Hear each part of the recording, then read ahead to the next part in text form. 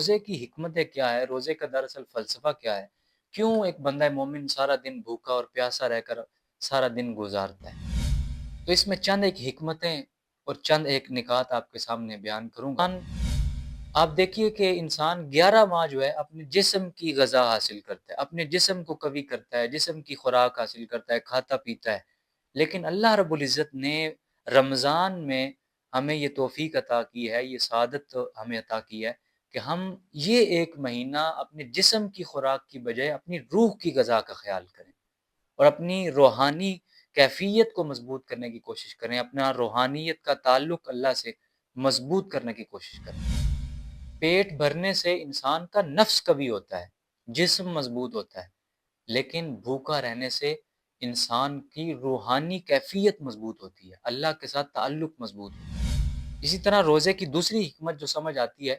کہ انسان روزے میں اللہ کی حلال کردہ چیزوں سے بھی اجتناب کرتا ہے۔ پاس ہونے کے باوجود کچن میں، فریج میں، دکانوں پہ پیسے ہونے کے باوجود بھی انسان کچھ بھی کھاتا پیتا نہیں۔ کیوں؟ کیونکہ اللہ اسے دیکھ رہا ہے، اور اللہ کے حکم کی خاطر جب انسان حلال چیزوں سے بھی اجتناب کرتا ہے تو یہ رمضان کا یہ جو ٹریننگ سیشن ہے یہ ہمیں سکھاتا ہے کہ بندہ مومن پھر بعد میں اپنی پوری زندگی میں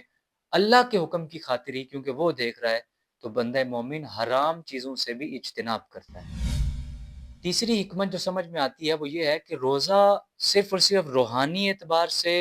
ہی انسان کے لیے فائدہ مند نہیں ہے،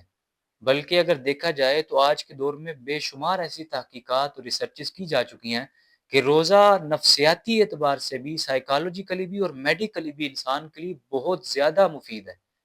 روزے سے انسان کا بلڈ پریشر، شوگر، انسولین اور یہ ساری چیزیں کنٹرول میں رہتی ہیں، کولیسٹرول کنٹرول میں رہتا ہے، اور اسی طرح روزے کے ذریعے انسان کا جو نظام انہضام ہے، یہ جو ڈائجسٹو سسٹم ہے، یہ سارے کا سارا بڑا بہترین رہتا ہے۔ تو اسی طرح اس لیے بھی روزے کا یہ سارا معمول رکھا گیا کہ دن کو انسان کو بھوکا رکھا گیا، تاکہ انسان کے جو ہر وقت زبان سے بات نکلتی، بات میں ہے، کھانا پہلے حاضر ہو جاتا ہے، خواہش دماغ میں پیدا بعد میں ہوتی ہے اور اس کی تکمیل پہلے ہو جاتی ہے، تو وہ انسان کے جو اس قدر خواہشوں کے پیچھے اور اس کی تکمیل کے پیچھے لگا ہے، تو جب وہ بھوکا پیاسا رہے گا، بھوک برداشت کرے گا، فاقہ کاٹے گا، تو فقیر کے ساتھ ہمدردی اس کے دل میں پیدا ہوگی، فقیر کا احساس اس کے دل میں پیدا ہوگا۔ اور اسی طرح روزے میں انسان کی اپنی بندگی اور رب کی ملکیت کا بھی اظہار ہوتا ہے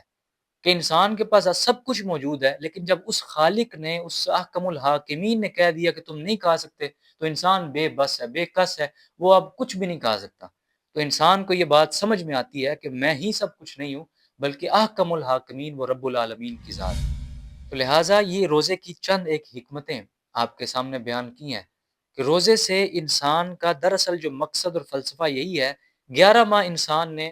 اپنے جسم کی خوراک کا انتظام کیا، اہتمام کیا، یہ ایک مہینہ بھوکا رکھ کر اللہ نے یہ بتانا چاہا ہے کہ تم اپنے روحانی تعلق کو مضبوط کرو، اپنی روح کی غذا کا اہتمام کرو۔